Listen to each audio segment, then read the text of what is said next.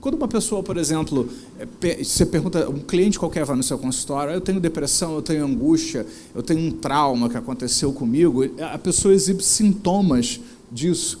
Não consigo dormir, tenho processos de ansiedade. Eu sempre pergunto, tem onde que está e tal, aquelas coisas, né? E eu faço isso mesmo no consultório. Eles ficam olhando para a minha cara, depois eles entendem, você está me fazendo pensar. Eu falo, isso, bem.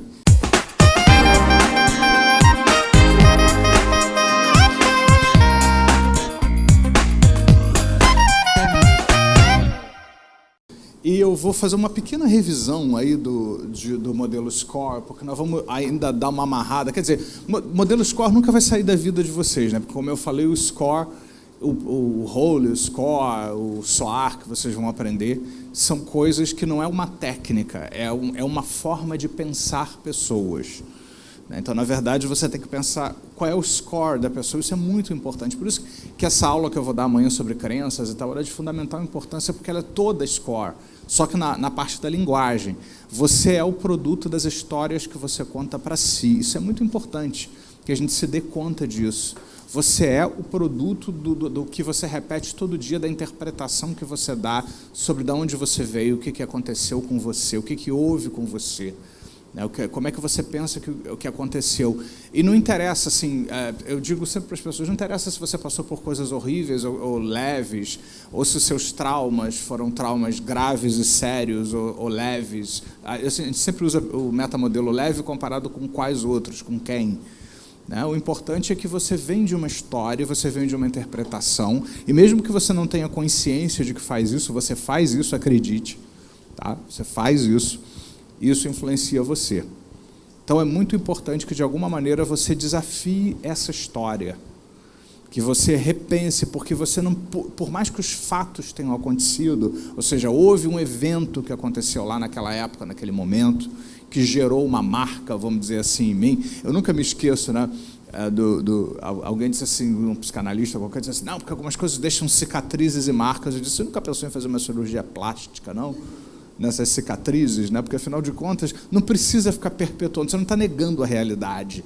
A PNL não tem nada a ver com negar a realidade, tem a ver com, justamente, você pensar o que você está contando para você, porque foi a grande sacada do Robert Dilts na programação neurolinguística, porque quando a PNL começou, eu vou voltar um pouquinho só na história do SCORE, né? Na verdade, para a gente rever aí algumas coisas importantes, bem rápido, só para o conceito original.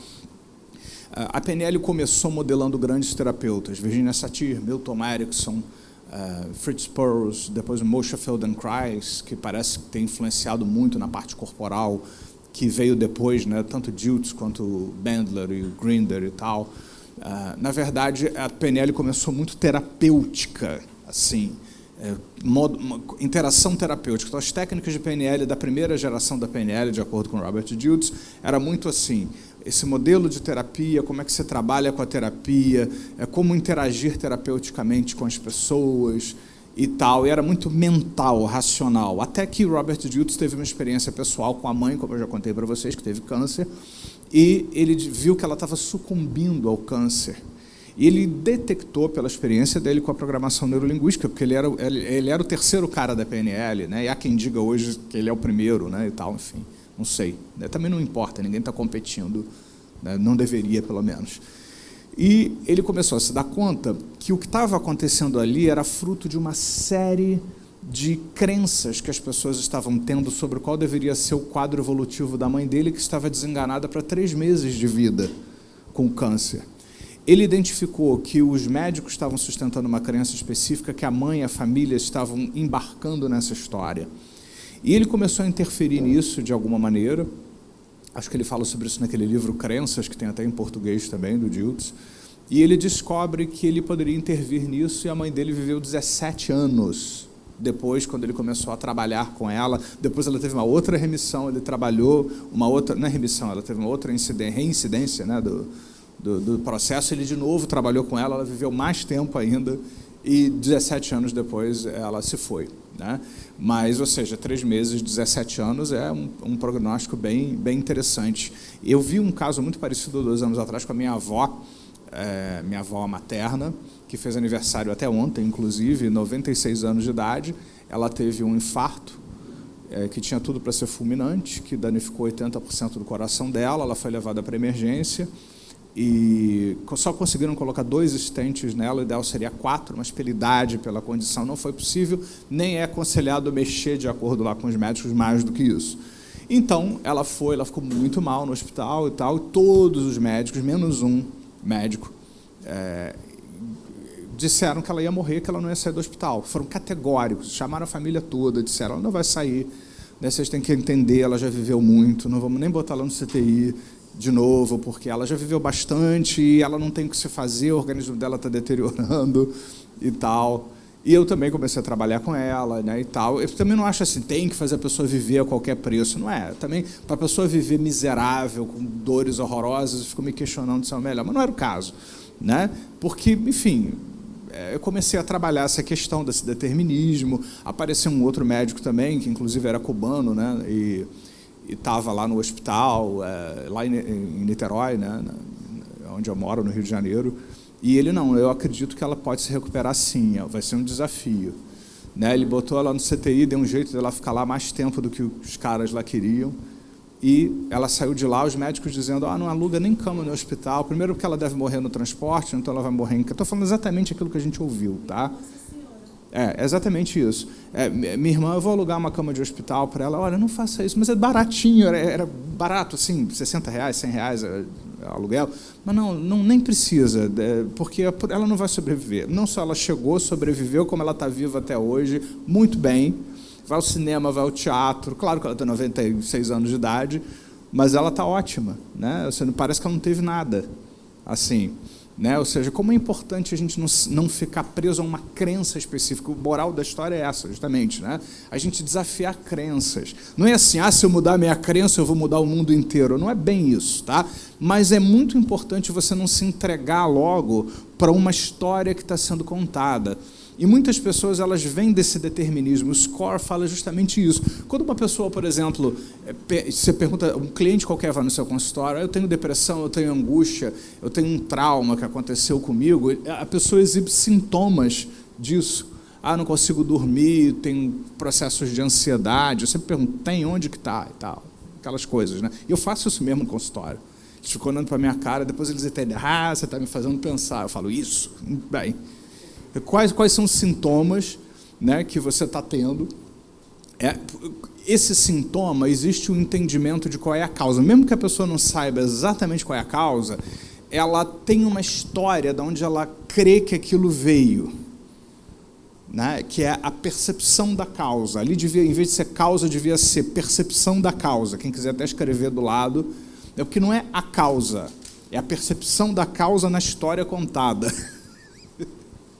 Então, você cria um determinismo. O que é o determinismo? É uma ideia de direção. Né? Eu sou assim hoje, eu tenho esses sintomas hoje, isso gera vários efeitos na minha vida hoje, pessoais, profissionais e tal, porque aconteceu comigo na infância, na adolescência, no relacionamento.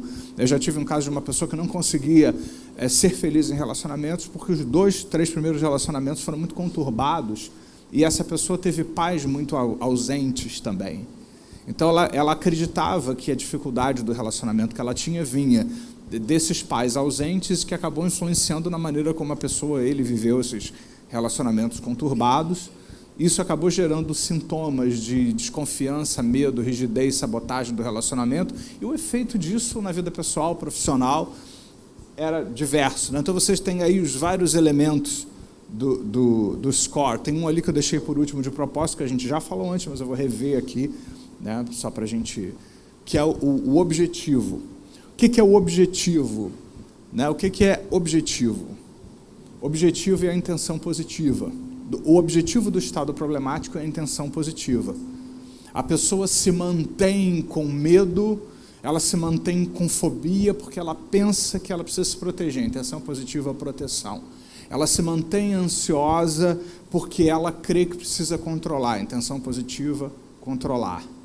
Então, enquanto a pessoa ainda está no estado problemático, a intenção positiva é o objetivo que está programado para a pessoa seguir, que mantém o SCORE funcionando.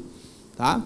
O score, ele funciona porque tem quem trabalha com computador, vários de vocês trabalham, né? É como se fosse aquele programa mestre central, né, que está a serviço de uma intenção positiva, que é sempre um valor. Né? Por exemplo, vocês viram, bebo para me soltar socialmente, soltar-se socialmente, conexão afetiva. Fico ansioso que preciso controlar, controle, segurança. Então, sempre... Está dando um eco, eu não sei se isso atrapalha um pouco aí na coisa da gravação.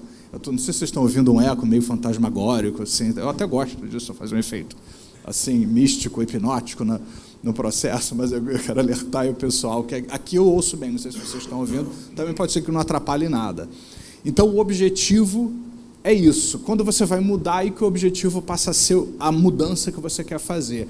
E o resultado, né, os recursos, né, os resultados que você tem, os recursos que você usa para manter aquilo funcionando. A pessoa, para ficar deprimida, para ela ficar traumatizada, para ela ficar ansiosa, ela precisa mobilizar recursos internos, senão ela não consegue ficar deprimida. Uma pessoa, para ficar deprimida, ela tem que, por exemplo, falar consigo, usar o diálogo interno, imaginar um futuro sombrio. Isso chama-se uso do diálogo interno, uso da imaginação criativa, que ela poderia estar usando para melhorar a vida dela, podia estar ouvindo induções hipnóticas minhas, de outras pessoas, para poder estar usando os mesmos recursos para crescer, se desenvolver, ter resultados bons na vida, mas não, ela fica repetindo aqueles recursos dentro dela, ela não quer fazer isso, mas ela faz, porque foi o que ela aprendeu. Ao longo da vida foi aquilo que ela aprendeu, foi aquilo que aconteceu com ela, que acabou, olá, tudo bem? Sejam bem-vindos, acabou gerando esse resultado todo. Então, se a gente quer uma mudança, a gente precisa interferir nisso aí. Então, uma revisão do modelo SCORE. Qualquer problema apresentado, existe um sintoma que está presente, existe o entendimento do que seria a causa que gerou aquilo. Essa causa está sendo orientada por uma ou várias intenções positivas que estão regendo esse processo como um todo, e a pessoa mobiliza vários recursos internos, diversos dentro dela, que acabam gerando efeitos na vida dela, diversos na sua vida, né? Ou seja, pessoal, profissional. Então, essa é a programação do problema, vamos dizer assim.